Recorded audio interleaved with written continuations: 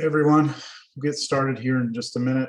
Does anybody have any questions about going back to campus next week? This class is not going to ever meet face to face, but some of you might have classes you're registered for that we're going to be face to face, then the first 2 weeks we're not. Does anyone have any questions about that? Well, because I go back next week for one class. It's like an art class, and there's only, I think, like 13, 14 kids in the class.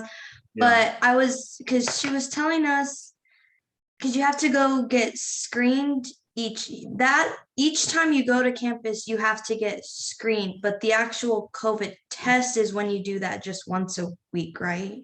Yes. Yeah. So Okay. the screening, Because like the only time I go, in order like the time to get tested is like during the actual class. Like yeah. the class starts at 9:30 and the hours for testing doesn't start till 10. Yeah, So- from what I've heard, they're supposed to make adjustments to those hours to make it more available, because that's the Okay. biggest thing people were saying is like, how in the world are we supposed to get tested if it's only open for a few hours during the day? So I would anticipate that they're going to make adjustments to that. Okay. Real quick, I had also talked to my professor from World Civilizations, because that class is returning to campus as well, and I was having similar issues because it's like when it's available is either like, for instance, on Tuesdays and Thursdays, that's when this class is happening, so I can't go do that. And then the other days I have work, so I told him about that, and he said that it's also potentially like if you can't get screened by the time we're returning next week, like through the clinic, he said that so I emailed the campus about it, and what I'm doing is I'm getting one of the like lab tests from the CVS down the street from me. And Yeah. it's like, you know, as long as you bring proof of those results and that you were tested, that they would most likely accept that as well. Yeah, I mean, but then that costs money and, time and whatever. So I think they're going to extend the hours. Let's just see what happens. The only thing I think that might have an impact for us with is on the day of our exam. Is there anybody that's going to be on campus on Tuesday or Thursday? Yeah, I'll be there. Yeah, so that might be a problem because if you're on campus, but then you have to get on Zoom and take a test, you've got to, if you're not able to get home, then you might have to do it on campus, which means you have to figure out where to go, right? Yeah. So we might run into that issue. Now we're still a little ways off on that. And I'm going to be dealing with that next week with another class. So let me see how it all goes. And then I'll be able to provide more information about students that are in that situation. Okay. Okay. But so far, like none of like the faculty has anything like said. So like we are for sure going back next week. They haven't said that we wouldn't be so far. They've said that we would be. Okay. Yeah, they said that we are resuming. I got an email yesterday saying that we are resuming the original plan, which was to go 2 weeks remote and then back on the third week. Okay. So, yeah, it's going to be a mess. I mean, it's just going to be a mess because it's not going to be like normal where you just like drive into school and go walk to your class. I mean, it's going to be a lot of things that have to happen. So I'm thinking people are going to start wondering whether or not it's worth the effort, but we'll see. We'll see. Okay, all right, let's get down to business. We are going to continue calculating limits, and we started doing that. Let's see, we did a little bit last week. We did all of that. All of last class was calculating limits, and we got to finish that up. And then we're supposed to start the section on continuity. And I don't know why I did this again. I actually want to do 1.5 after 1.6. Okay, so we are not going to do that one today. If we get to it, which we should, we will start 1.6 today. And then after we get through 1.6, we'll go back and do 1.5. And it's one of the rare places in this class where if we switch the order, it doesn't matter. Like the idea from 1.5 is completely independent of 1.6. And I actually think it flows a little better if we go straight from 1.4 to 1.4 to 1.6. So you'll see when we get to it, I'll remind you that we're skipping ahead.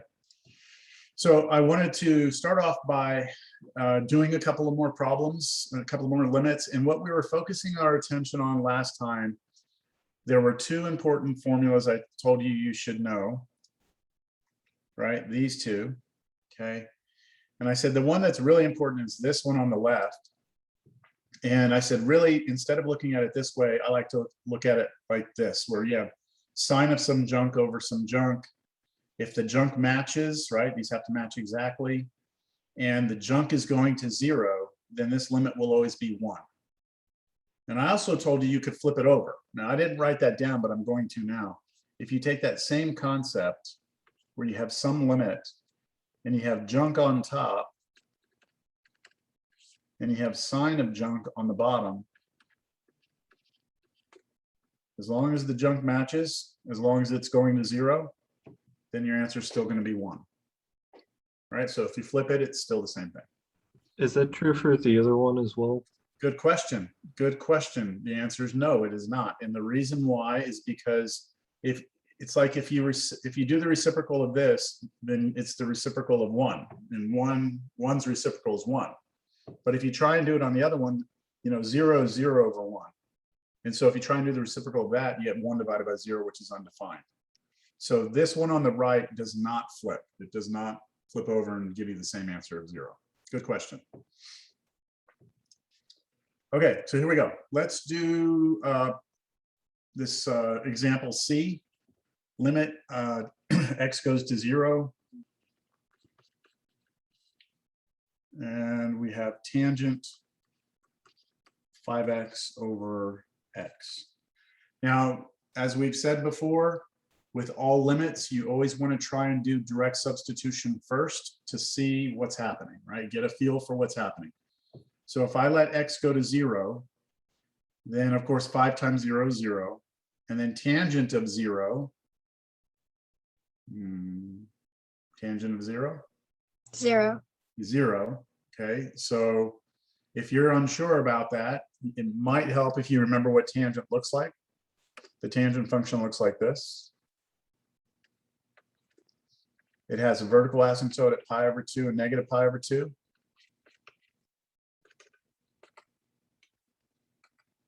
And it actually repeats itself. It keeps doing the same thing. It's periodic.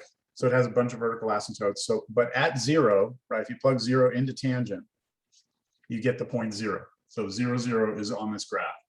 So if I try and plug 0 in here, I should get 0 on top. And then of course 0 on the bottom. So quick question. Yes. So I don't know what the number would be on this one. It'd be funky to figure out.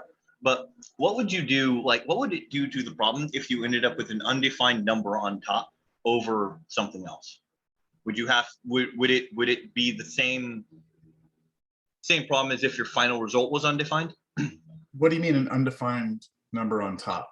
I.e., if you ended up with the tangent of pi over 2 being divided by a real number, like. Oh, okay.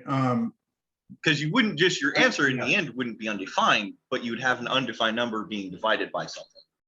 Yeah, so I'll answer that with two things. First of all, are you talking about in a limit, or are you talking about just on its own? Like, I mean, in either, if it changes the result, because I'd imagine in a limit, you would end up with a different answer, but like, what does it do to an equation? okay, Because so like, I don't know if I've ever dealt with an undefined answer being partial way through. So look, if I define a function to be f of x is tangent of x over x, let's just say I did that, right? And then I try and ask you, what is this function's value at pi over 2? All right. Tangent of pi over 2 is undefined. So you would have an undefined thing on top divided by, well, pi over 2 on the bottom.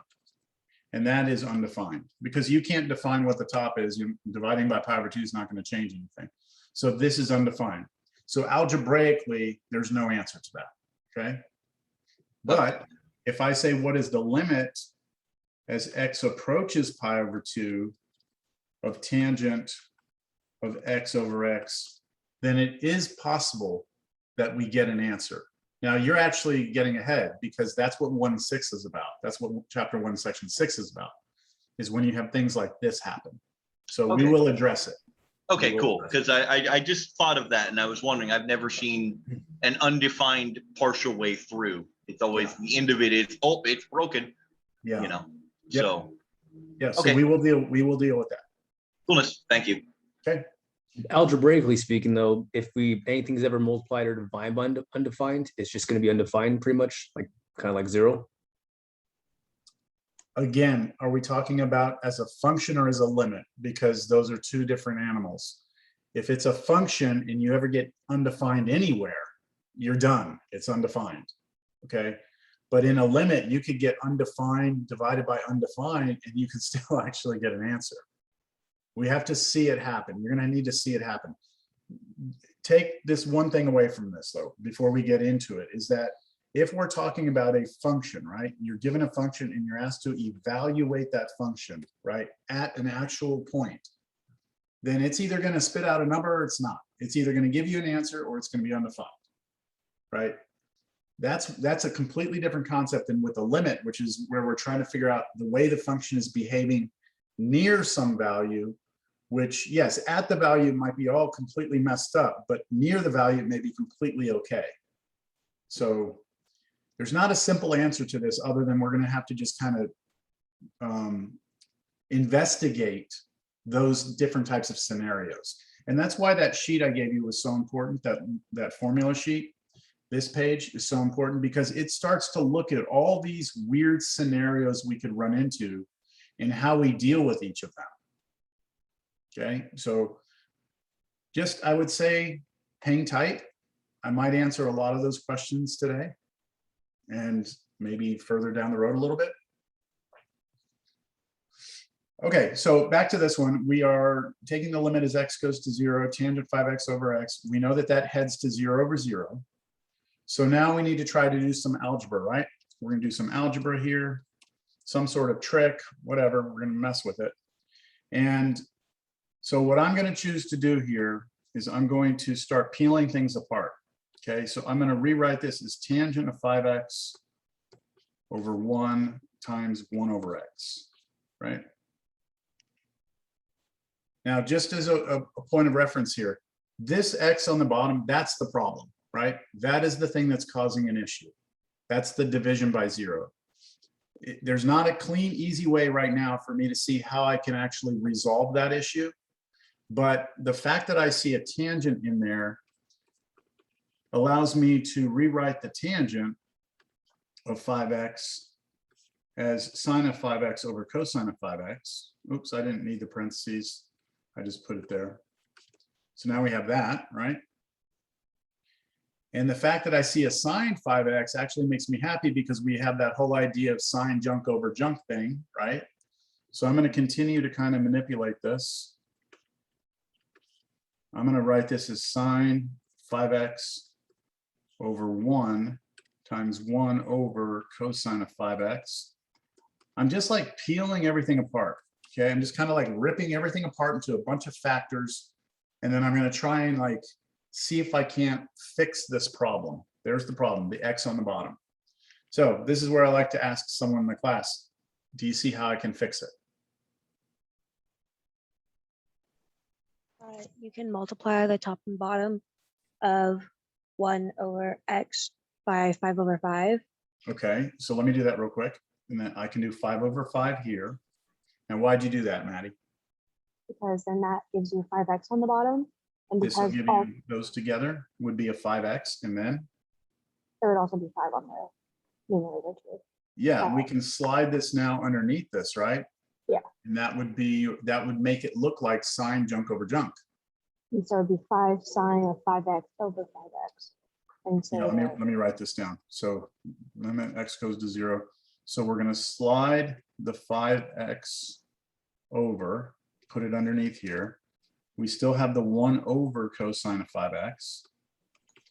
And then we still have, let's see, over here, we took the x and the 5 off the bottom. We slid it over here. And then we still have the 5 on top. So I'm just going to put a 5 here. You can put 5 over 1. I'm just going to put 5. That's the 5 from up here. That all make sense? So what Maddie saw there was that this yellow part was the problem, but the fact that we have this sine of 5x here, it's almost like we're gonna use this division by 0 kind of against itself. We're going to use it and then use that sine junk over junk idea to make it not turn into make it turn into something we know the limit of. So it's tricky, right? I mean, this is not like normal math. You have to kind of see this. It's hard to teach people to see this, but Question. yes. The way that I did it as I was working it out was I combined the 1x and the sine of 5x, the 1 over x and the sine of 5x over 1, and then multiplied it by 5 over 5. And so I got 5 of sine of 5x over 5x. And so That's the okay. sine of, and so then it just gives me 5 over 1, right? Yeah, that's right. So this 5 can float, right? That 5 wanted to can make sure float there wasn't because it's anything wrong. multiplication. You can put the 5 up here, you put the 5 out in front here. I mean, that's the whole idea behind, when I say we're sliding that x and 5 on the bottom, when I say I'm sliding it, I'm using the commutative property of multiplication, meaning that you can rearrange multiplication however you want, right? Doesn't matter. 2 times 3 is the same as 3 times 2. 2 times 3 times 4 is the same as 3 times 2 times 4, or 4 times 3 times 2. Everything is kind of interchangeable when you have multiplication. So that's all I'm doing here is I'm just moving these guys over here underneath. Now at this point, we do have that looks like sine of junk over junk. They match exactly. Both of these junk pieces go to 0 because when x goes to 0, 5x goes to 0, 5x goes to 0. So that means when I take the limit, this is going to give me a 1, right? Times 1 over, now I need to know what cosine of 0 is. Well, cosine of 0 is also 1. And then times 5. And so at the end of the day, you get 5. Questions on that? No, sir. That's how- awesome. How did we get 1 over 1? We're taking the limit now, right? I'm letting x go to 0. And so I'm doing cosine of 5 times 0. 5 times 0 is 0. Cosine of 0 is 1. So that's just the pre-cal, right? Cosine of 0 is 1. Look at your unit circle. Go to the angle 0. What's the x coordinate? So look, I said in the very beginning of this class, when you come in here, everyone needs to have a pretty good understanding of the unit circle because you need to know the values of the trig functions at the common angles. You should be comfortable knowing what sine of 0 is, sine of pi over 6, sine of pi over 4, sine of pi over 3, sine of pi over 2. You know, at least the first quadrant, you should know sine and cosine of all those common angles. And it shouldn't be something where you're sitting there trying to like get your calculator out. I mean, I realize some of you need the calculator, but I'm telling you, if you want to do well here and you want to do well in Cal 2, you can't be going to your calculator for that. That's almost like me asking you what 5 plus 5 is, and you're like, hold on, you know?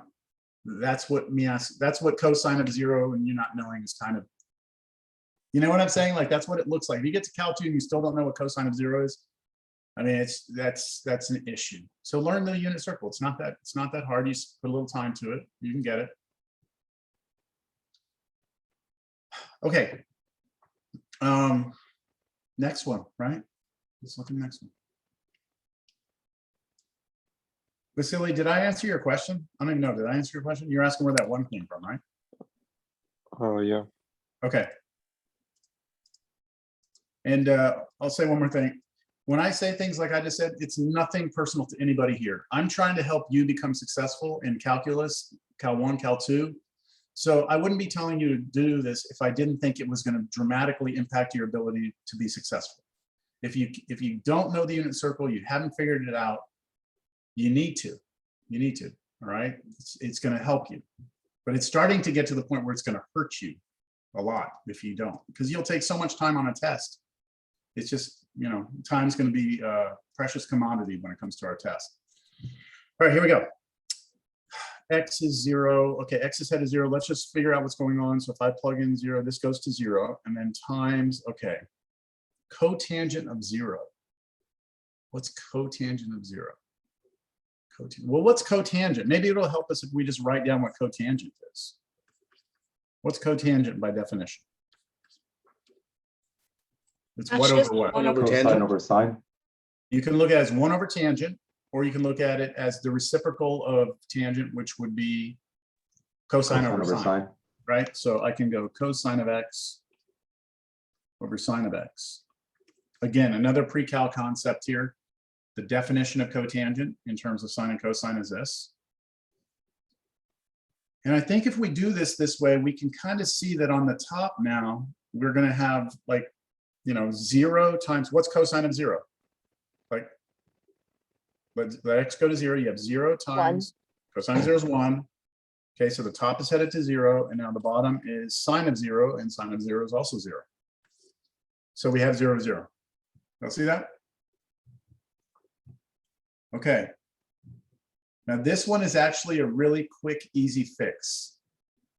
So can I get a volunteer to, does anyone see the quick fix to this?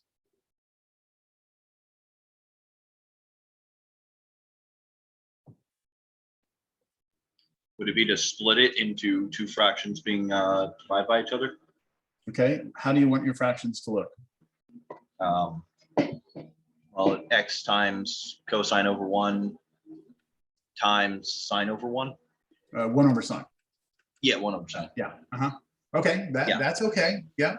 And then I you agree can with move that. you can move the x into the numerator over sine x. Yeah, why don't we just take that x and just plop it right there? Because if we do that, won't you have junk on top, sine of junk right below it?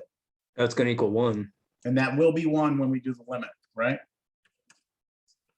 So this one, we didn't have to come in with this like weird imaginary number that had to come out of our heads. We just had to realize that if we just kind of manipulate this a little bit, this looks exactly the way we need it to look. Junk over sine junk. The junk's headed to 0. The junk matches, right? These two match exactly. And so I know that when I take the limit, right? When I take the limit, we know that that goes to 1. So I know this goes to 1 when I take the limit times. And then what about this first one? That'll just be 0. 0 over Okay. 1, which is 0. Cosine of 0 is? 0. Oh, 1. 1. Okay, so this will be 1 over 1, right? And so we get 1. So our answer is 1. So would an alternative way of approaching that problem, so cotangent is 1 over tangent, correct? Mhm. Yep. So couldn't, once we multiply the x through, wouldn't it be x over tangent of x? You And then could can we do solve x it? over tangent x. Mhm. So we can solve it that way. But that x over tangent x is not going to be equal to 1 when you take the limit. Is that what you're saying? Well, that's like how you would start the problem. And then you That's would- it. Yeah, you could start, then you could split your tangent up into sine and cosine. You still have to get it to sine and cosine though. Mhm. Yeah.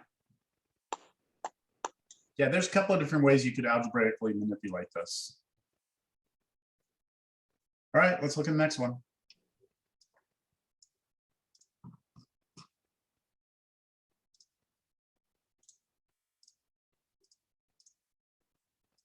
So we're using the variable t here instead of x. No big deal. It's a dummy variable, so.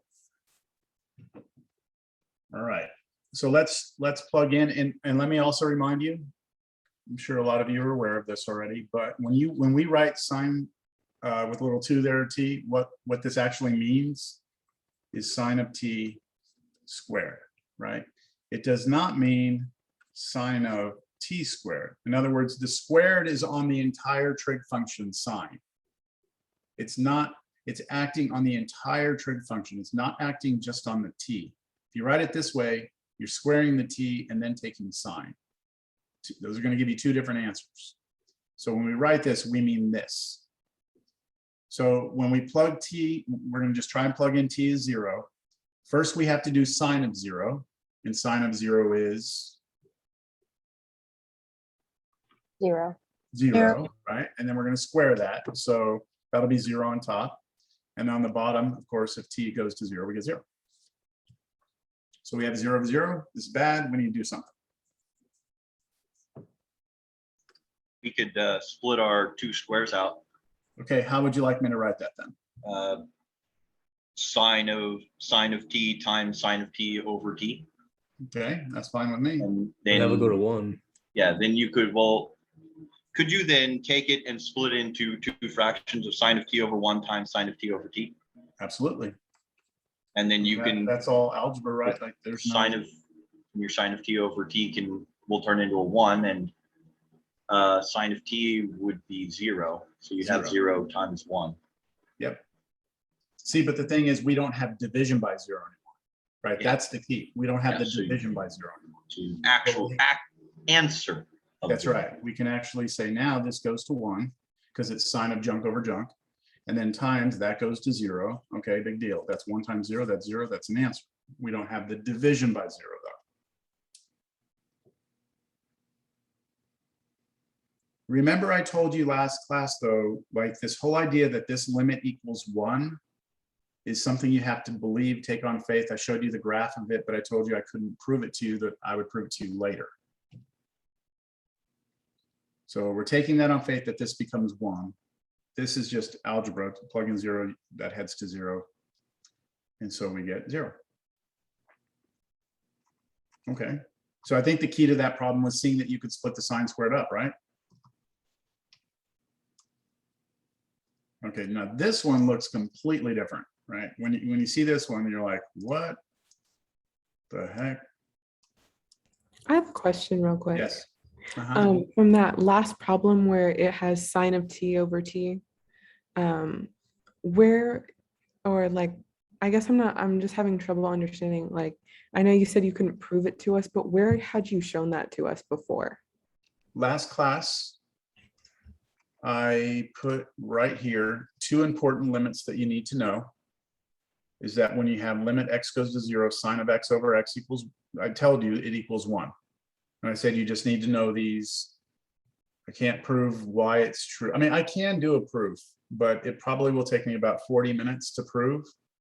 And it's just don't have the time for it. It's actually a beautiful proof. It's really, really cool. But because you don't need anything, I don't need to add anything to your knowledge base already. As long as you understand some geometry and a little bit about triangles and things, I could actually prove that to you. But because of time, can't do it. So you just have to believe it for now. Is that No, what you're asking? Yeah, that helps. Now that I'm seeing it, okay, that helps. Yeah, so there's nothing that's supposed to be like clicking in your head going, oh yeah, that's 1. Like it shouldn't make sense to you why it's 1. You just need to know it is. Yeah. All right, thank you. Uh-huh. Anytime in this class that I can actually show you something and not just tell you to take it on faith, I will, unless we don't have time for it. This is one of those times where we don't have time. And later, I'm going to show it to you, and it's going to take me about 5 seconds to prove it to you. And it's kind of like, it's like if I told you to go cut a tree down right now, and all you had was a handsaw, you'd be there forever, right? But if then I come out and I say, show you this chainsaw, you just go, like a minute and you cut it down. Later on, we're going to have a tool that's going to allow us to prove that limit is 1, and it's going to be a chainsaw. We're just going to, and it's it. It's over. So it'll be pretty cool. All right, so here we go. Where was it? Next one. Where did I put it? Did I put it? Oh, I'm on the wrong day. Okay, here we go. All right, so first things first, we have to figure out what's going on with the limit, right? You always want to try and see what's going on. Let's plug in pi over 4. We're going pi over 4, not 0. So let's figure out what is let me figure out what tangent of pi over 4 is. So tangent of pi over 4. So the way that I do this, I'm gonna do it quickly. The way I do this in my mind, okay, is I visualize the unit circle. Pi over 4, I know is this angle. I already know in my mind that this is root 2 over 2, root 2 over 2. And then I remember that when you're talking about tangent of an angle, you're talking about the y coordinate divided by the x coordinate on the unit circle. So all I'm going to do is take the y coordinate in my mind and divide it by the x coordinate. But they're the same numbers. So my answer is 1. Okay, so that's 1. So 1 minus tangent pi over 4, that's headed to 0, right? 1 minus 1. And then sine of pi over 4, well, wait a minute, sine of pi over 4, same thing, same picture in my mind. except now instead of looking at the ratio of these two sides, sine is always the y coordinate. So the y coordinate is √2/2. And then cosine is always the x coordinate. So it's another √2/2, and I'm subtracting them. So I get 0 here. So I have 0 over 0. So, you know, what do I do, right? So I have two choices here. I can either just show you how to do this, or I can let you try and get it, like let you as a class help me out. So of course, that'll take a little more time, but let's try it. Let's see if anyone can give me something to do. You got to do something, right? So something Break that, up the tan x on top. okay, you want me to turn it into sine over cosine? Yes. Okay, that seems to have been working, right? Mhm. Turn it into a sine over cosine. So there's your 1 minus tangent. On the bottom, we have sine x minus cosine x, like that. And then we could get the same denominator on the bottom. Of the top fractions, like put these two together? Is that what's being suggested? Yes. That's what I think we should do. Okay, let's Yeah. do it. I mean, I think you're operating off of probably your past experience with things and just like trying to do the same sorts of algebra things you did in the past. So you're just going to get these two and get a common denominator, right? So algebraically put those together. Now, I'm not going to show this step. I'm just going to put them together.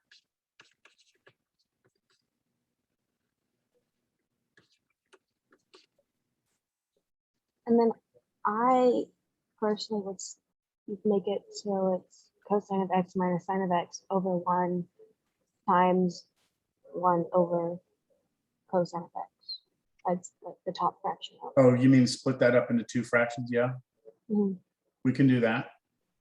I kind of like that idea of splitting up, but I don't know, I see something. Couldn't you cancel that top and bottom out? Yeah, do y'all see that? Look Because right you here. can multiply by the reciprocal, right? Yeah, because this is a fraction on top, right? And then this, you could write that as this over 1, right? And so you could now multiply Pull by a the negative 1 out. and then pull a negative 1 out. Very good. Yes. Okay, so let's do this. Cosine x. Now, Maddie, I'm not saying that what you're suggesting won't work. Okay, I'm just saying this is the algebra that I see. Like, it's just like, to me, this is begging for me to cancel these. It's begging, but they're off by a sign. So I can factor negative 1 out. And if I do that, let me see, if I factor negative 1 out of this bottom one, let's say, pull a negative 1 out, that becomes negative and that becomes positive. And now these two in yellow match, don't they? Those are exactly the same expressions, even though they're written backwards. They're the same. They both have a positive cosine of x and they both have a subtraction of a sine. So that means I can cancel these out.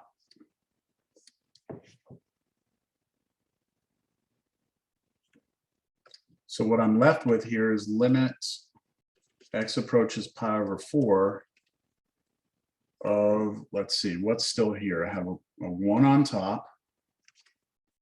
And on the bottom, I have this cosine x, but I also have a negative. Remember the negative we pulled out. So it'll be negative cosine of x. Could you just change it to well, actually, never mind. Go back. Yeah, I think at this point, we just plug in pi over 4. Because we know what cosine of pi over 4 is. It's not 0, so we're not going to get division by 0 here. This will be, so no more limit. I'm replacing the x with pi over 4. I'll go ahead and write it in. And cosine of pi over 4, we already said was √2/2. So 1 over negative √2/2, which I can rewrite as negative 2 over √2. All I did was just reciprocated the fraction on the bottom.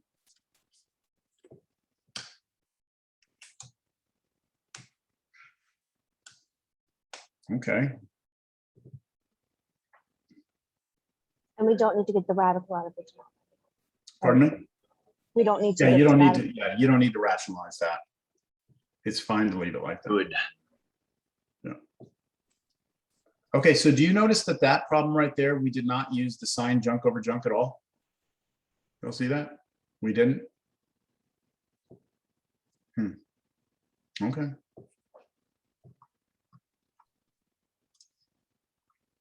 Let's do, I have a quick question. yes. So if someone were to solve that a different way, could they have to use the sign over X over X?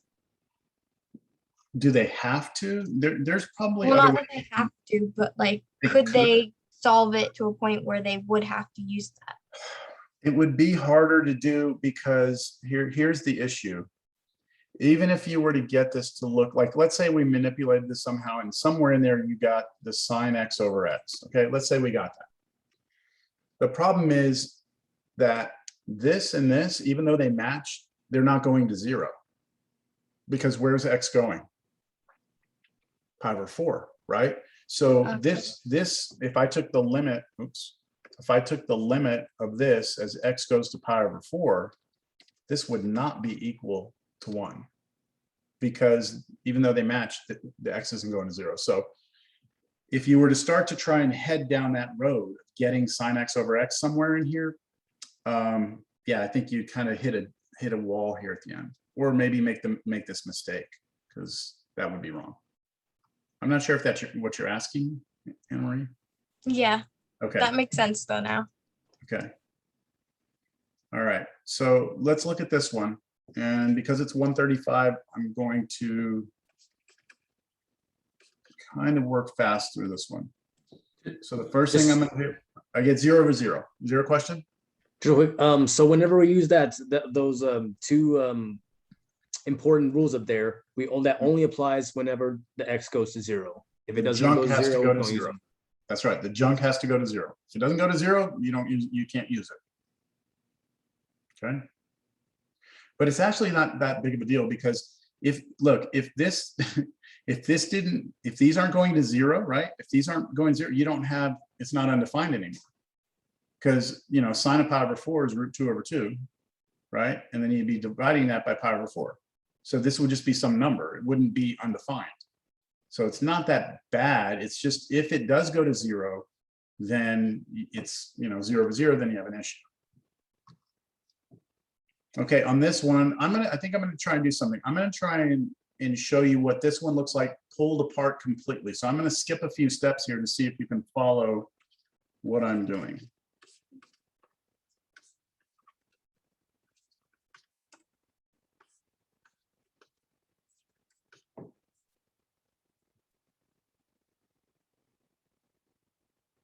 So I looked at this as being tangent of 3x over sine of 6x.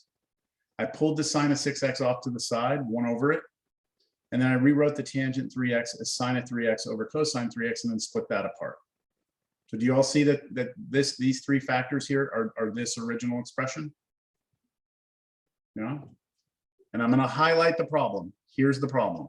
That is the thing that's causing some division by 0. Yeah. So what would it be really nice to have up on top of that sine 6x? 6x. 6x. X, right? So let's make it appear. I have to multiply by 6x on the top and the bottom. And then take that 6x and drop it in right here, right?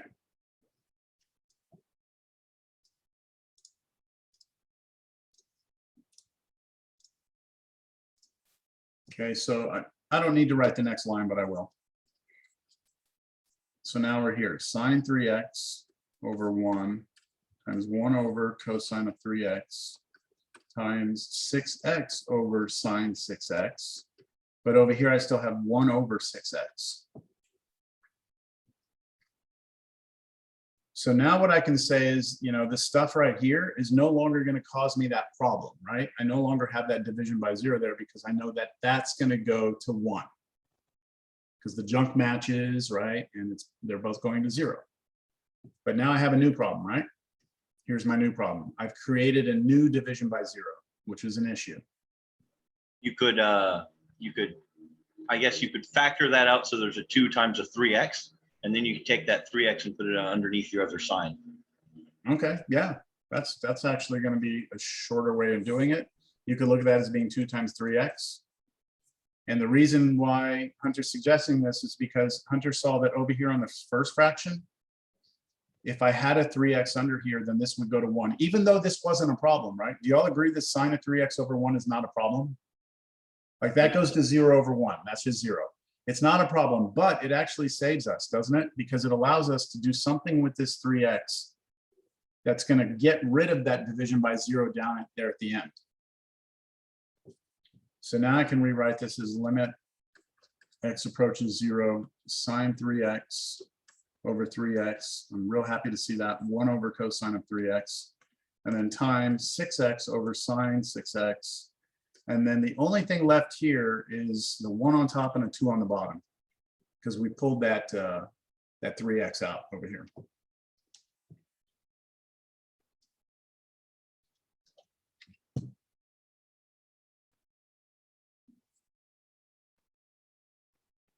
And now we take the limit. That goes to 1. That goes to 1 because cosine of 0 is 1, right? Plug 0 in here. Cosine of 0 is 1, so 1 over 1. We know that that goes to 1. Sine of junk over, or junk over sine junk, and that goes to a half. So your answer is a half.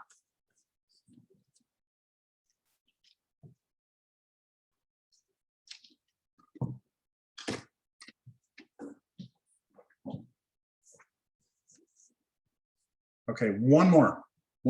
That's it. Okay, we're gonna do one more. Any questions here? Can I move on or? What was it that you were going to do? Because it sounded like I suggested something different from what you were going to do. Okay, so what I was gonna do, right back here, we had a 6x down here, right?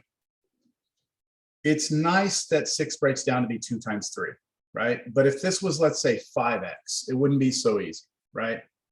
So what I would do is I would say, look, I'm going to take this x and I'm going to slide the x under here. And then all I'm missing is a 3. So I would make a 3 appear on the top and bottom. And then I'd slide the 3 over here. And so if I did that, I'd still get this, right? I get sine of 3x over this, over 3x. I'd still have this. I'd still have this. But this last step would be different because the x would be gone, the 3 would be gone, and I'd be left with what? 3 over 6. 3 Which over is 6. also 1/2. But that's also a half. Okay, so it wouldn't change the answer. It just, the way I did it would kind of, if you ran into some issues of not being able to factor that 6 into 2 times 3, you'd still be able to do the problem. Oops. Yours is a more universal answer. I guess so, yeah. Okay, here's the last one. Limit x goes to 0, sine x, oops, sine x over x plus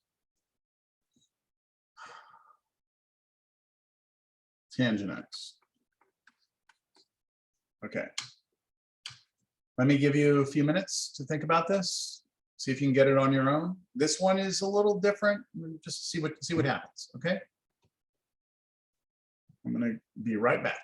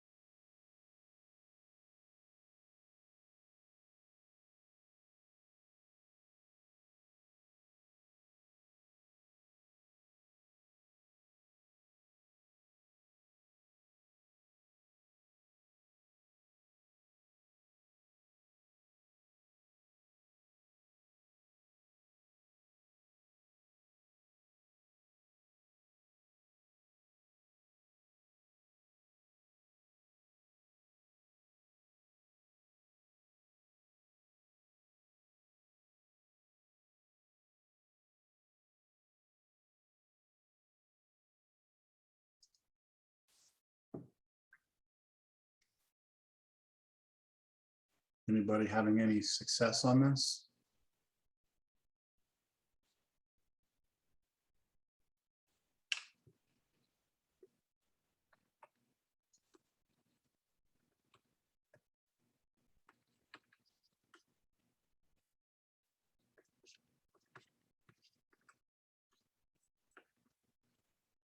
I'm gonna guess that most of you did that.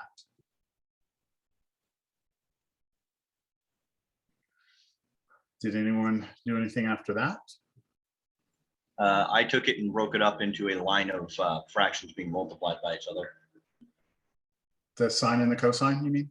Yeah, so sine x over 1 times, then in parentheses, an x plus sine x over 1 times 1 over cosine x. Well, wait, I'm not following you. I thought you meant that, what I just wrote there. I did that, and I also pulled the I pulled that sign off the top as well. Oh, okay, I get what you're saying. So you did like.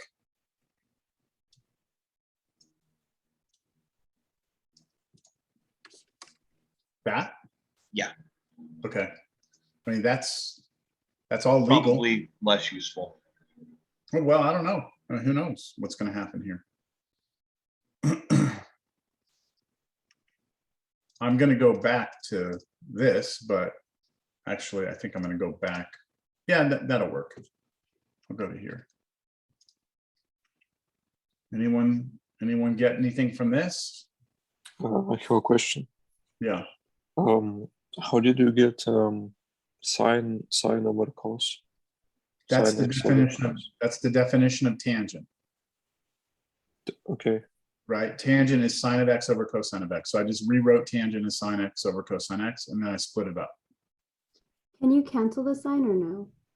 Cannot, because you have an addition sign here. If this were multiplication, then you could do something, but because it's addition, you can't. I tried getting a common denominator on the bottom, but I don't know. if Okay, that so would let me work. see. You went back to this, you didn't split it apart, and you just got cosine, like, Yeah, and then I tried getting a common denominator. yeah, so let's see what that does. I don't think it's gonna work, but. It gets kind of messy. I tried the same Yeah. thing. I Yeah. did the same thing. It just made it more complicated. Yeah, Mhm. so you get something like x cosine x plus sine x Yep. all over cosine x. And then things are starting to look really bad, right? I think we should go back to the earlier one where we have our sine over 1 times cosine of 1, and we should multiply an x over x into it. Where That'll at? let us kill our sine x. When you had this over here? Split up, when we had split that up, Yeah, we If- had that split up. if you multiply it by x over x, then you can get that sine x over x in there. It does create another problem of you have an x just floating. It has to be multiplied, but Yeah, so at this point, when you took the sine over cosine, split that into two, you're recognizing that you could really be happy if you had an x down there instead of a 1. And so you can say, oh, I can multiply top and bottom here by x. Is that what you're saying? I was thinking of doing it to the larger one, like when we had split up the whole thing. Because Here? then you could, like, no, like, when we had split it up into sine x over 1 Oh, times that one. 1 over the x plus tangent, because then you could clear that sine x over 1. Yeah, so we've got like multiple ideas here, and I'm not going to say that these aren't going to work. What we're trying to find is maybe the cleanest path here. Okay, so another idea is to do what here?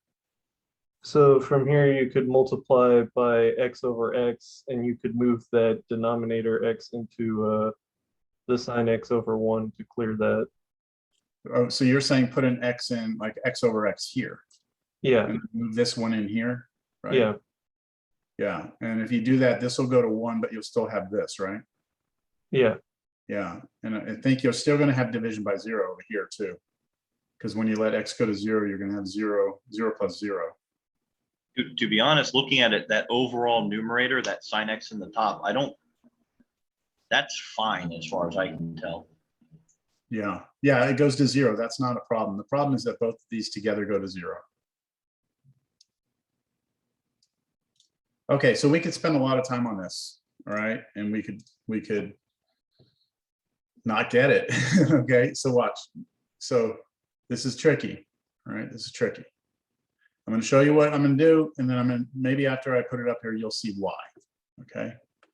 I'm gonna multiply the whole thing by 1 over x over 1 over x.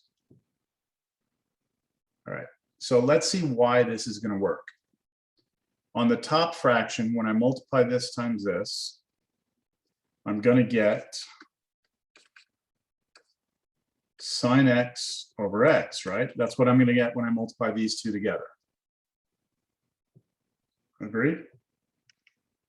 On the bottom, I have to distribute 1 over x to both of these, right? So when I multiply 1 over x to the x, what do I get? X over X. X over x, which is 1. And then plus, now when I do the 1 over x times this, I'm going to get that sine x, right, on top, but on the bottom, I now have an x on the bottom with the cosine, don't I? Could you break that up? And then break that up. Exactly. And really, we don't even have to break it up if we just recognize that that by itself will turn into 1. I mean, yes, we could just slide that. We could just slide the cosine out to the side. Okay, we could just do that. And by doing that really kind of clever little multiplication, I've made it so that this goes to 1. That part goes to 1. I already know that goes to 1 because cosine of 0 is 1. And then I'm adding on the bottom 1. So it should turn out to be a 1 on top. The bottom right, sorry, the bottom left-hand corner is a 1 plus, and then these two multiply together. 1 times 1 is 1. So you get a half. So that's the first one I ever showed you where it's not so obvious what you need to do, right? But now that you've seen it, maybe you'll be a little bit more inclined to try something like that if you run into something like that. That's amazing. I didn't even think about that. Yeah. So you know how in the notes in the formulas I say here for these limits to use algebra trick, right? Or trick. That's what I mean by a trick. It's still algebra. At the end of the day, it's algebra, right? That's all that was algebra. But it's kind of tricky. It's kind of like pulling a rabbit out of a hat, you know? All right. So I have a quick question. yes. So you know how you multiply like 3 over 3 or 1 over x divided by 1 over x? Mm-hmm. That's allowed because it's equal to 1, right? So you're technically not really changing the equation. That's right. Okay. That's exactly right. Now, there is a little bit of an issue, and that is, you know, at 0, these are undefined, aren't they?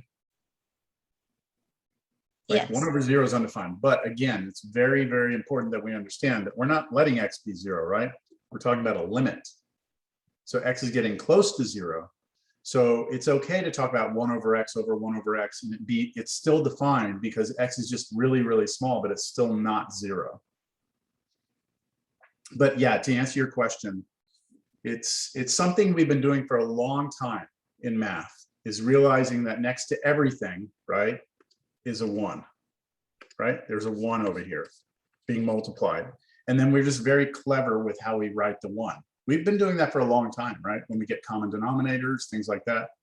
So realizing a hidden 1 is a fundamental idea in mathematics. There's actually a more advanced idea that I'm going to show you all later in this class, that next to everything is also, you know, we know that next to everything is a hidden 1 being multiplied. But there's, you know, the more advanced idea is that next to everything is a hidden 0. And that, you know, no matter what you write, okay, we already know that no matter what you write, you can always multiply it by 1, it's still the same thing. But turns out later that if we realize that next to everything is a hidden 0 being added to something, then we actually can do some pretty crazy stuff. You haven't used that much, if at all, in your life. So I'll show you how that's used later. Isn't that factoring, or not factoring, completing the square? Yeah, completing the square is like that. Yeah, completing the square where you add a 0, right? It depends on how you were shown completing the square. when you were shown completing the square, if you were taught to like add the same number to both sides of the equation, that's one way it's taught. I don't teach it that way. I teach it where there's a hidden zero and we add and subtract a number at the same time on the same side of the equation. That's the proper way to learn it, because later on in Cal 2, when you have to complete the square, you don't have an equation. So you can't add things to both sides because you're not working with an equation. But if you learn the technique where you have a hidden zero with a plus and a minus, then it works. So, okay, I'm getting ahead of myself. I have a question. Yes. So how did we get 1 from 1 over cos x? What's cosine of 0? I don't know. Okay. It's 1. Okay. Right? So I'm letting x go to 0, right? I'm letting x go to 0. Cosine of 0 is 1. Okay. Yeah. And I'm a little bit lost. So we're trying to make every expression into a 1? No, we're just trying to eliminate issues where we have division by 0. So we're trying to manipulate the expression algebraically, and whatever comes out, comes out. It's turning out that we're getting a lot of 1s because this whole formula of sine of junk over junk always spits out 1, and cosine of 0 is 1, but it's just coincidental. I could have put, like if the original problem would have had a 3 here, then we wouldn't be getting 1s, we would get a 3 out of there. So I can't say that our goal is to get 1s. Our goal is to make the division by 0 not be an issue anymore. Okay, we have to shift gears. We're still in the same section. I have another type of problem that we haven't looked at. So it has nothing to do with this whole sign junk stuff anymore. It has to do with how do we deal with limits that involve absolute values. So I hope everyone is comfortable with the idea of what the absolute value of something is. The absolute value of x will always be equal to what? It's positive value. It's positive value, right? Okay, now you may or may not have ever seen this before, but there is a way you can define the absolute value of x with a piecewise function. So here's how it's defined. The absolute value of x will always be equal to just x if the x you're plugging in is a positive number or 0. And it will be negative x if the number you're plugging in is a negative number. So let me see if this makes sense to you. If I do the absolute value of 4, the way this works is you look at the number, right? You look at the number 4, right? That's your x. And you're saying to yourself, is that bigger than or equal to 0 or less than or equal to 0? So is 4 bigger than 0 or less? It's bigger, right? Okay, so your answer, the output of this function will just be x then. So it's just going to spit out 4. Okay. Now, if I do the absolute value of -4, then this is your x, right? So now check again. Is that x positive or negative?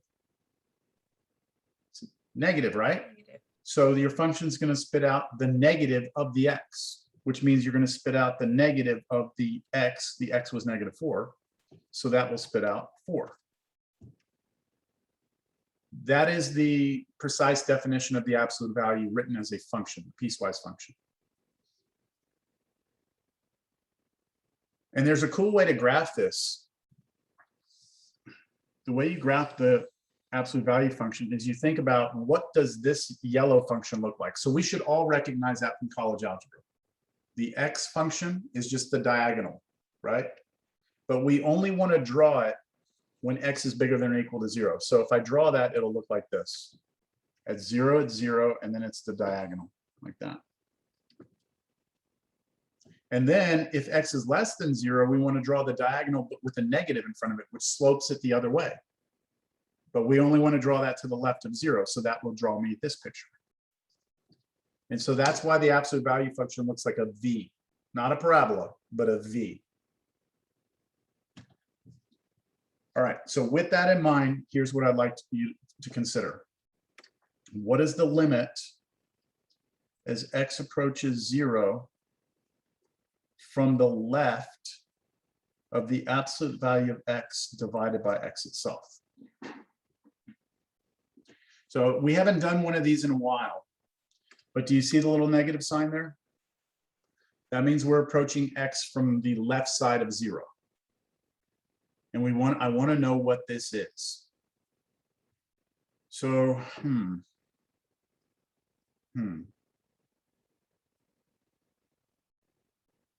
So isn't that going to be a negative number? Like if I plug in a value of X, right? That's going to be to the left of 0, it will be negative, won't it? It'll be a negative number. And so that means I'd be dealing with this case right here, wouldn't it? Wouldn't I? So if I take the absolute value of some number where the number is less than 0, the answer should be negative X. So this should be equal to the limit as X approaches 0 from the left of negative X over X. I'm using this definition. The fact that I'm coming in from the left side means that I'm using that function output. That's why I've replaced this absolute value with negative X. Does that make sense? The bottom one I didn't touch. X on the bottom is just X. Can somebody tell me algebraically what this is? What's negative X over X? Negative 1. Negative 1. A. Right, negative 1.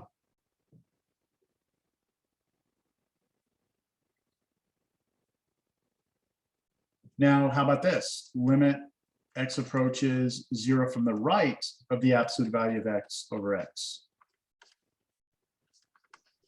That would just be 1, wouldn't it? Yeah, because if we're coming in from the right, then we're plugging in positive numbers. And if I do the positive number in here, according to the function, if you plug in a positive, the answer is just the number itself, X.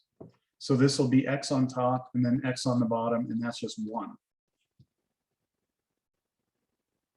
So the limit from the left is negative 1, limit from the right is positive 1. So now if I ask you, what is the limit as X approaches 0 of the absolute value of X over X, what would you tell me? Does not I don't tell exist. you left or right. Not exist. Does not Does exist. not exist. Good, does not exist. Because the left and right hand limits are different.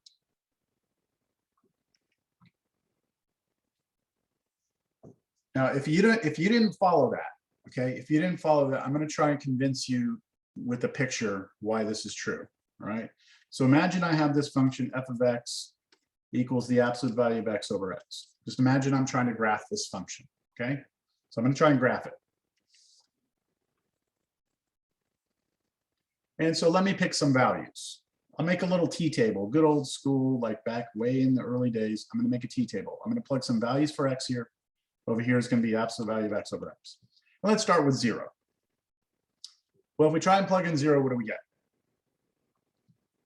Undefined. Undefined, right? Can't do anything about that. All right, it's undefined. Okay, let me try 1. What happens if you plug in 1? What's the absolute value of 1 over 1? You get 1, right? How about 2? It's the absolute value of 2 over 2. 2. 1. 1. 1, right? Absolute value of 3 over 3? 1. 1, right? Aren't we going to get 1 all the time? As long as this number is positive, we're going to get 1 each time. So if I start graphing this at 1, it's 1. At 2, it's 1. Oops, at 3, it's 1. At 4, it's 1. But if we try and plug negative numbers in, what happens? Negative 1. It's going Let's to be try. negative 1 every time. It'll be absolute value of negative 1 over negative 1. That gives you 1 over negative 1, which is negative 1. If we do negative 2, we get absolute value of negative 2 over negative 2. That's 2 over negative 2. That's negative 1 again. If we do negative 3, we get absolute value of negative 3 over negative 3. That's 3 over negative 3, and that's negative 1. So don't we get negative 1 each time? Yes. Yeah, so at negative 1, we're at negative 1. At negative 2, we're at negative 1. At negative 3, we're at negative 1. So check this function out. This is what it looks like. As long as your number was negative, it's going to be negative 1. As long as your number was positive, it's going to be positive 1. Oops. And at 0, it's undefined. So we put a little hole here and a little hole here, like that. That is the graph of the absolute value of x over x. It's an interesting looking graph. Now, this idea, we need to be able to extend into a different type of limit. So hopefully you kind of absorb that a little bit. Let me give you something else now that's a little more challenging than this. Let me see which one I want to do here. Yeah, let's do this. Let's do the limit as x approaches 4 of x squared minus x plus, oh no, minus, sorry, minus 12 over the absolute value of x minus 4. And I need to approach, let's approach 4 from the left.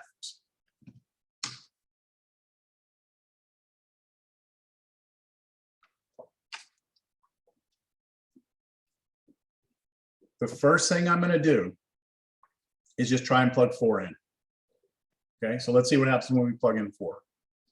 Plug in 4 on the top, we get 16 minus 4 minus 12. So the top goes to 0.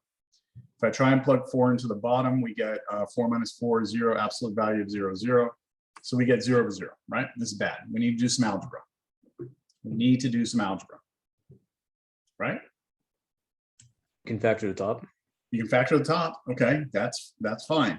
Factor the top. Factors to be x minus 4 times x plus 3. Then all of this over the absolute value of x minus 4. Now the critical step. You cannot cancel those factors. Cannot cancel them, okay? You cannot. So I want you to think about what you're seeing here, and I want you to focus your attention on this piece right here, that and that. Do you kind of see that that's very similar to this idea that you have the absolute value of something over itself? Or if you flip that over, it would be, you know, x over the absolute value of x. But the idea is still the same, that if I plug something into this, right? If I plug a number in for x, I'm either going to get 1 or negative 1. It just depends on whether or not the thing that's getting plugged in is negative, right? Like the top's always going to be positive here, but the bottom, it could be negative or could be positive. It depends on the x, right? If both the top and bottom are positive, then we're going to get 1. If the top is positive and bottom is negative, we get negative 1. So when I'm approaching 4 from the left,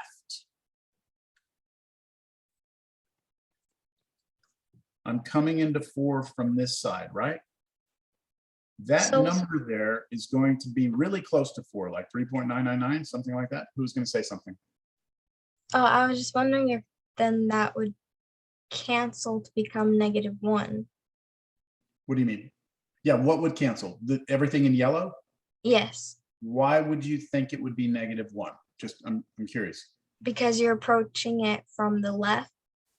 Okay. Oh, are you just saying because this picture you're approaching from the left and so it should be negative 1? Yeah. Okay, unfortunately, you can't look at it that way because I could just change one thing in the problem and that wouldn't work. Okay. You have to look at it from the sense of analyzing the numbers. So just y'all tell me right now, if I'm going to plug in a number really close to 4 like that, tell me about this number. Is it positive or negative?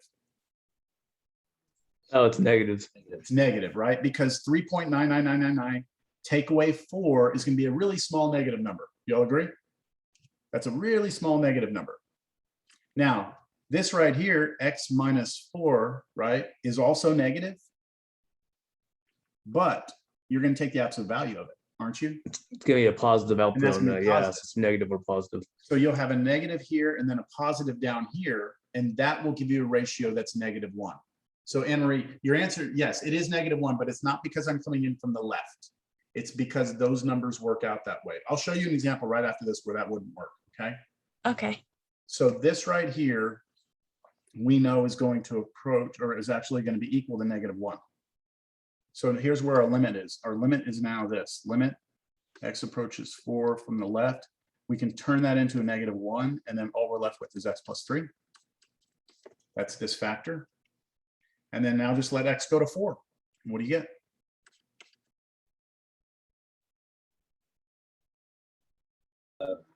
Seven, negative seven. Negative 7. Negative 7.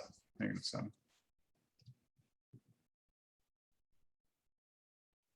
So a problem like this, it's very important for you to understand. It's kind of like number sense. You're trying to figure out, like, what is this turning out to be? Is this a little negative number, a little positive number? Let me graph this, okay? I want you to see what the graph of this looks like. So if I took x squared, ooh, Is this still 1.4? nice, yeah, this is still 1.4 over the absolute value. See if it takes the absolute value there. X minus 4. There we go. Okay, so here's the graph of this function. It's actually pretty crazy looking. There it is. That's the graph of it.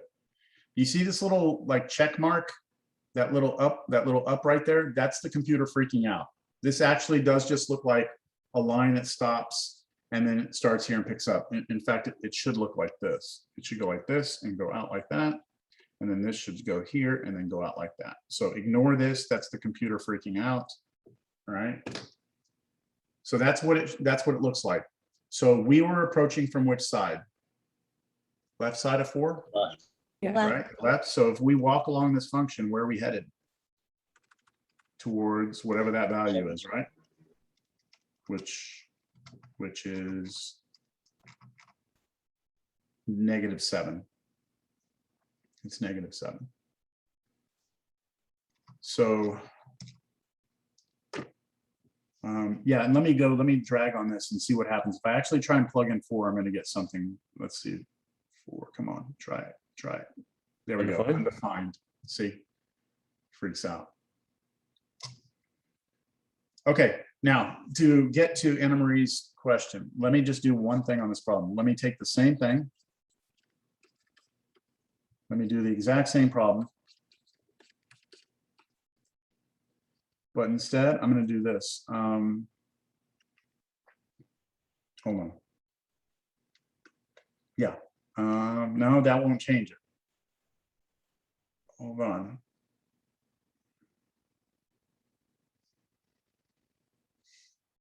I have to change too many things here.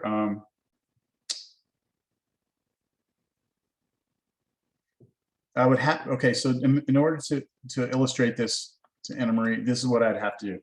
I'd have to change the numerator to be minus, plus, plus, like that. And then it wouldn't be that because of the left-hand side. It wouldn't turn into -1. Because when you factor the numerator, you're actually going to get -x, and then you're going to get, hold on a second, it'll be +4, and then it'll be -3, I believe. Yeah, that's your factoring. And then these two will cancel, but you have to pull a -1 out first. So you pull a negative out of this, make that plus and minus. And so then that'll give you a -1, but then the negative makes it a positive. I don't want to get too bogged down on this idea, because if you just analyze it like I did here with the number line, just think about what each piece does, then you're safe, okay? You do not look at that negative sign to determine, oh, it's negative, so that means it's going to -1. And oh, if it's positive, I'm going to, don't use that. It's very dangerous. If I graph that function I just graphed right there, or just put there, this is the graph. So you can see that from the left side, it's going to +7. And that means you had to have it, the ratio be a 1, not a -1. All right, I'm going off on tangents here. All right, that's it. 1.4, we are done. Let's put it to sleep. We're I have moving on to one 1.6. last question. Yes. About that, about the most recent problem that you did, where you have the yellow highlighted Yes. of the x minus 4 and then the absolute value. How is it that it is -1? That's where I'm a little lost. Okay. Let's say that let's just look at just the yellow part, okay? All right, there's just the yellow part right there. Now I am taking a limit and I'm letting X approach 4 from the left, right? So give me any number you want. Just, I'm going to go to the number line. You pick a number to the left of 4. You tell me what you want. -2.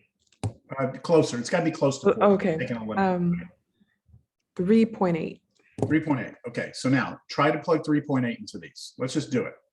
If you plug 3.8 in here, you'll get 3.8 minus 4, right, on top, which will give you -0.2. With me?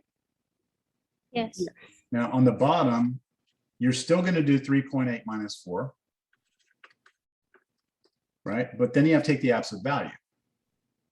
So you're going to get -0.2, but then you have to take the absolute value, which is going to give you +0.2. Understand, Isabella? Yes. Okay, so now on the bottom, you're getting +0.2. So on the top, you had -0.2. On the bottom, you had +0.2, and you're dividing those, aren't you? And since they're the same number, they're just off by a sign, your answer is -1. That would work for any number you ever give me. The reason it would work for any number you ever give me is because X minus 4 here and X minus 4 here, as soon as you fix an X, those two things in green have the exact same value, except that the one on top is negative and the one on the bottom, because of the absolute value, will be positive. The only reason it's negative, though, the only reason the top one is going to be negative every time is because we're coming in from the left-hand side of 4. If you were to change this problem and come in on the right-hand side of 4, now things are different, because you'd use something like maybe 4.1. And if you do 4.1 in here, now you get a positive number, don't you? Mm-hmm. And then you divide that by, well, 4.1 minus 4 is still positive, but then you take an absolute value, that's still positive. Now you have positive over positive. So instead of having a -1, you have 1. Does that help? Yes. Okay. Thank you. Yeah, that When makes you- a lot more sense. When you choose these numbers, do you have to choose a positive number though? Because like you said, -2, would that would equal 1, right? Because that'd be like -6 over -6. Where are you talking about? I'm not sure what you're talking about. Remember before she chose 3.8, she chose -2. It would have worked with -2. It still would have worked with -2. Plug -2 in here, right? -2 minus 4. They give you Oh, I see, yeah. -6, right? And then the bottom would be -6, but then you take the absolute value, it'd be +6. So you have -6 over 6. The only reason I say get closer to 4 is because if we go too far away from 4, we're kind of losing the spirit of the limit, which is to get close to 4, right?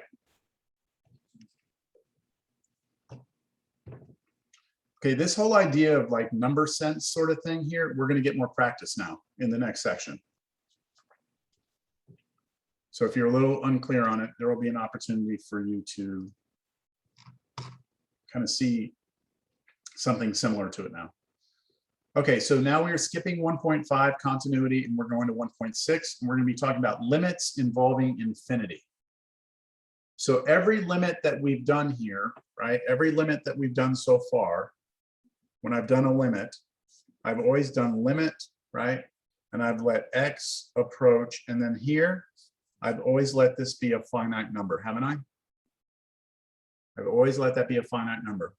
Let it go to 0, let it go to 1, let it go to 10, let it go to -4, let it go to pi/2, whatever it is. This has always been a fixed number. Not anymore, right? So that's what this is about. So, where is it? I'm kind of doing this one a little backwards. Here we go. I'm going to start with this. So far, every limit we've studied involves letting X go to A.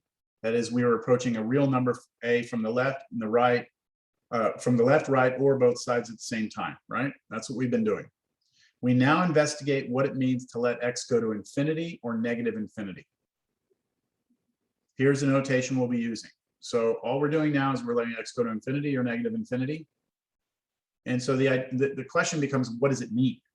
Okay, so what does it mean to let X go to infinity?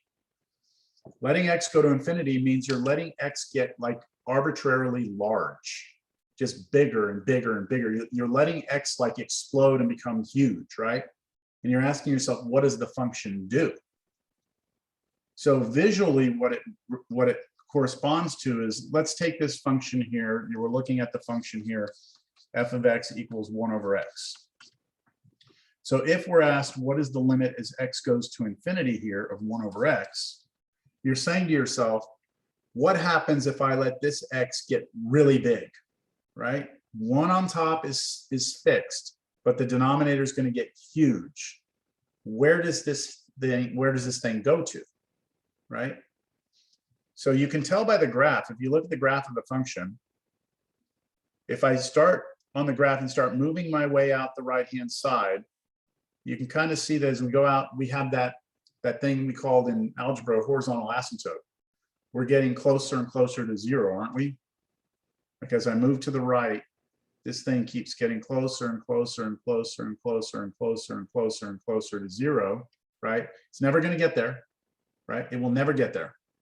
But the further out we go, the closer and closer you get. You get infinitesimally close to 0. So this is really asking, right? This right here is really asking kind of a question we asked in algebra.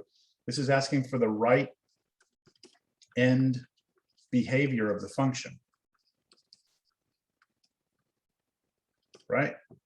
We're looking for the right end behavior of the function. What is it doing as we go out to the right? If we go to negative infinity instead of positive infinity, now we're saying what's happening if we go out to the left, right? How far? Forever, right? Just keep on. Is the function tending towards something? Does this make sense, like geometrically, like what these two limits represent? Left and right hand behavior. So we're never gonna like do the whole approaching from the left or right, right? When you approach infinity, you can only approach it from one side. So like when you go to positive infinity, that just means you're moving down the x-axis to the right, right? You cannot approach infinity from the other side of infinity. I guess, I don't know if this is what you're asking, but if here's 0 on the number line, right? And I want to let x go out to infinity, that means I'm moving along the x-axis this way. That means I'm always approaching it from the left. There's no way to get to the other side of infinity and come in the other side. Now over here on the left side, you'll go, this would be x going to negative infinity. So we're looking at left and right hand behavior here of the function. So here's an example, here is the example here, right, of this function 1 over x. I hope you recognize the graph of this. I hope you recognize the graph of 1 over x, that this is what it looks like. So when we're asking for the limit as x goes to infinity, we are basically saying, hey, what happens to this function as we go out this way? The y values are getting close to 0. And if we go this way, the y values are also getting close to 0, right? So that's why we will say that those limits are headed to 0. So see this right here? That limit as x goes to negative infinity of this function 1 over x is 0. And if you change that to positive infinity, it's the same answer. What would happen if I change that to 1 over x squared? Would it change anything? Think about that. If I told you to take the limit as x goes to infinity of 1 over x squared, is that going to give you a different answer than the limit as x goes to infinity of 1 over x? Yes. Yes. What do you think? What do you mean, yes? It's going to be a different answer? Yes. How do you mean? Should still approach 0. They do both. It'll they approach both it more rapidly. The graph would look different though. The graph would look different. I agree with that. The graph of these two functions would be different. But the question is, are they both headed to the same place? If you go out to the left and to the right on both of those functions, are they both headed to the same place? The right end behavior would be the same. It would be the left that would be different. Okay, so let's see. I'm going to go to my graph, my good old trusty graph here. I'm going to graph 1 over x. There it is. I'm going to graph 1 over x squared. There it is. There are the two graphs. Okay. Let's take a look out the right side. If we start moving out to the right, There you go. Okay. they are both headed towards 0, aren't they? Meaning they're both getting closer to the x-axis. So as you move to the right, they're getting the values, the Y values are getting smaller and smaller and smaller and smaller. Now, I agree that they're not the same graph, but they are headed to the same place, aren't they? They're both headed to zero. No matter how far out I go, they're going to get closer and closer to zero. Yes or no? Understand that? Yep. Yeah. Now, if I go the other way, right? They are both, well, one of them is positive, right? And the other one is negative. But where are they both headed? Zero. They're both headed to zero. It does not matter that one of them is coming in from the top and the other one's coming from the bottom. They're both headed to the same Y value, and that Y value is zero. So this is an important concept. Would this change if I change the power to, let's say, 1 over x cubed? Yeah, because then we go back to the from the bottom, right? Yes, but on the, if you look at the left and rights, are they changing? Are they both headed to zero out both ends? Yes. Yeah, it's still Yes. the same limits. Same limits. Now, again, they're not positive and negative, might be a little different, but out the end behavior, they're all headed to zero out the side. So the graph changes, but the limits stay the same. That's right. The graphs of these are different, but the limit as we go to infinity and the limit as we go to negative infinity are the same, zero on both. Yes or no? No. Yes. And I could keep going, right? 1 over x to the 4th. That would work. No. This is kind of cool, this program. I can go 1 over x to the n, and I can add a slider. I can make n any number that steps at 1. I'll start it at 1 and go to 10, let's say. There we go. Is that only for this function approaching infinity though? Or does that apply to other functions as well? Right now, it's whenever we have 1 over x to a power, and those powers are positive powers. So here's 1 over x, right? Notice the end behavior, both ends are headed to 0. Here's 1 over x squared, x cubed, x to the 4th, x to the 5th, 6, 7, 8, 9, 10, right? All of those graphs, it's headed to 0 out both ends, right? So there's kind of a bigger idea here that I want you to kind of wrap your heads around. If we take a limit, and it doesn't matter what the limit's doing, okay? It doesn't matter. Doesn't matter. If the numerator is fixed, so like in this particular case, they both have 1, right? That's a fixed number. And the denominator is headed to infinity, then where's this thing going to go? Where's it headed? It heads to 0. It heads to 0. Think about it. You have a number on top, right? And you keep dividing by a number that's getting bigger and bigger and bigger. That ratio gets smaller and smaller and smaller. As long as your numerator is fixed, then the denominator gets bigger, which makes the ratio smaller. Right? 1 over 2, that's small, but 1 over 20 is even smaller. 1 over 200 is even smaller. So as long as the denominator is blowing up and the numerator remains fixed, you should go to 0.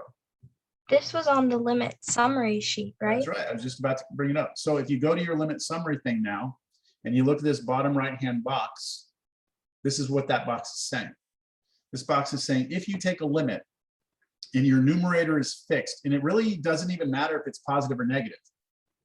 So maybe your numerator is -4, and your denominator is headed to infinity. Well, then this thing's headed to 0. All right, it's headed to 0.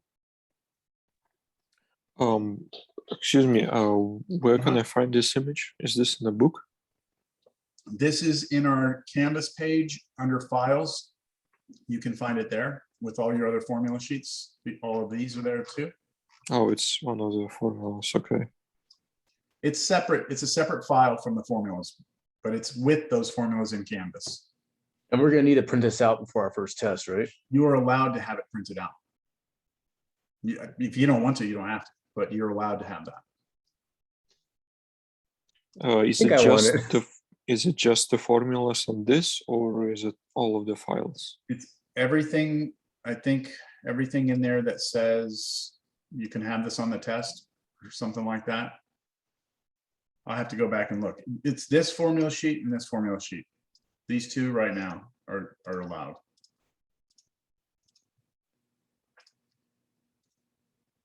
Okay, we have 10 minutes. All right. So just to be clear, if I do this limit, x goes to infinity of 10 to the millionth power Yeah, that's a big number. over x, Never mind. what is that headed to? 0. It's headed to 0. The reason it's headed to 0, even though 10 to the millionth power is a huge number, right? It's a huge number.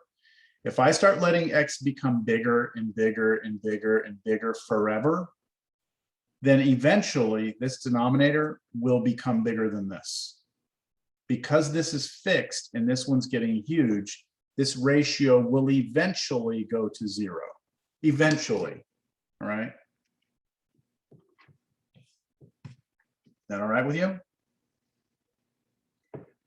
Okay, now let's look at one more of these.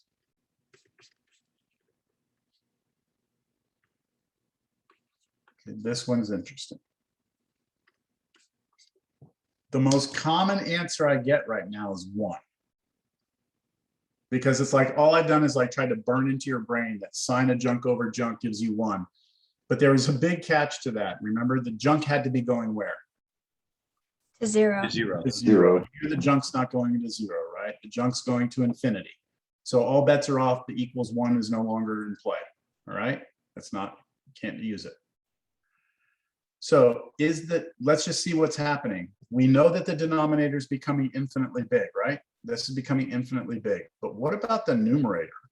So what we're asking is for you to think about the sine function and think about what's happening as you head to infinity. So imagine what the sine function looks like as you head out to infinity. What is it doing? Should just be fluctuating up and down between 1 and -1. Yeah, it's just oscillating, right? Just going up and down, up and down. Now, is that fixed? Is that a fixed number like I said here, right? Is that a fixed number? No, No. right? It's not. It's oscillating up and down, up and down, up and down, up and down, right? But it's bounded, isn't it? Isn't sine of x between two numbers? Yeah. Between Yeah. -1 and 1, right? So kind of the extreme scenarios here would be that the worst that the top could be would be like 1 over x, right? And then maybe you could look at it as -1 over x. But in both of those cases and every other combination in between, it's always going to be a fixed number over infinity, which should go to 0. So I'm still going to put here fixed. All right. But I want you to refer back to my formula sheet now, because I say something in my formula sheet that's very important but subtle. When I do this limit summary and I put here, anytime you have this fixed over infinity equals 0, I have a little thing here. Here, fixed means non-zero. Okay, so whatever's up top cannot be 0, and or bounded. So fixed, most of the time when we say fixed, I mean like a number like 10 or 4 or 5 or fixed, but I also mean bounded functions. So like a sine function is bounded. If you have a bounded function over something that becomes infinite, you will still go to 0.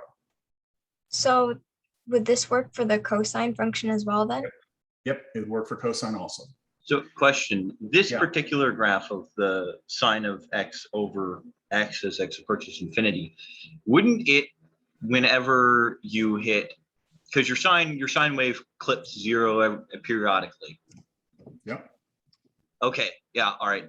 It is crossing 0 at those points. That is right. Okay, and you brought up a really good point. Okay, is that look, if you graph this is sine of x over x. If we start moving out to the right, what's being brought up here is that look, we keep going through 0, right? Like we're going up. Got to zoom in, but we go up above 0, down below, up, down, right? So you may be saying to yourself, wait a minute, this is not going to 0 because it always goes up a little, then down a little again, right? But watch, I'm gonna do something that's gonna convince you otherwise, I hope. Let me see. Not that I'm not gonna try and convince you it's not doing what it's doing, because it is doing what it's doing. But I'm gonna graph two functions here, 1 over x, and then below it, I'm gonna graph -1 over x. Okay, so these two functions, right? The purple one and the black one, those two functions are like funnels. And do you notice that the sine function we're looking at is always between those two? Right? And so even though that green function, the sine function there, even though it's going up and down a little bit, it's getting funneled in to 0. Right? Funneled in. So the further you go out, the more squeeze you have on it. And so it has to be headed to 0. Right? Now, this is actually an important type of function. When you were studying in pre-cal, when you were studying like the sine function and stuff, you're told that this is used in physics and stuff. So like if you look at a sine functions are very good at modeling like periodic behavior. So think about like if you take a ball, right, and you let a ball go and it starts bouncing, okay, and you want to graph the position of the ball as a function of time, then you know, maybe we should use a cosine function instead. Let's do cosines. There's cosine x, and then this one, I'll make this one cosine of x over x instead. All right, so look at the red one. You start the clock, the ball's up here, right? And then you drop the ball. And you know what, let's add 1 to this just to bring it up off the x-axis. So you start the clock and the ball, you know, time is running, the ball goes down, then bounces, comes back up, down and up, right? That's what happens. But we know in the real world, that ball's gonna, every time it comes back up, right, it's gonna be lower than it was when you released it. It's impossible for the ball to come back up to where you let it go from. It's going to lose energy in some way, deformation of the ball, heat, something is going to make it not come all the way back up.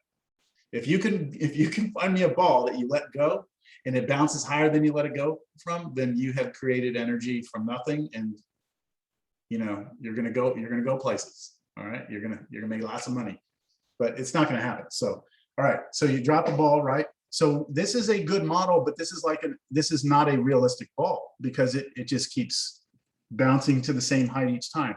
So it'd be nice if we could somehow dampen that coming up. So when it comes up, it's not as high, not as high, not as high. And that's where this function comes in, because what it does, and we don't have to look at it.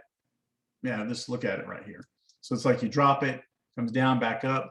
As you move on, down, back up, down, back up. Now, it'd be nice if I could zoom in a different scale here, but the idea again is that it bounces not as high, not as high, not as high, not as high, boom, boom, boom, and eventually comes to rest, right? Now, when does it come to rest? This model doesn't come to rest, right? It still does little oscillations, but it's a better model than saying it comes back up to the same height each time, right? So these are useful. These are called dampened oscillators or dampened oscillations. And these functions are used for that, right? Same with the spring. Okay, we're out of time and yeah, we still have a lot to do. Here's where we are in terms of homework. So I have not done really enough at all in 1.6 for me to send you into the homework. So your homework for the weekend will be to finish up all these problems right there. Everything in blue. If you want to start 1.6, let me see if there's anything you can do here. I don't think so. There's still, yeah, no. Yeah, we're just not. We're not ready. Yeah, we're not ready to do 1.6 problems for homework, but I have at least established the main idea of well, in 1.6, there's 2 main ideas, okay? In 1.6, there's 2 main ideas. I've established at least the first main idea. Now we need to go use that idea and do problems. Then I will establish the second main idea and we'll go do problems with that. All right, that's all I've got today. We're done, right? We're done for the week. Okay. Sir, Yeah. the notes that you did, like on Tuesday and stuff, where can I find those? I'm having just a hard time finding them. Okay, yeah, let me stop the video and then I'll be happy to address that.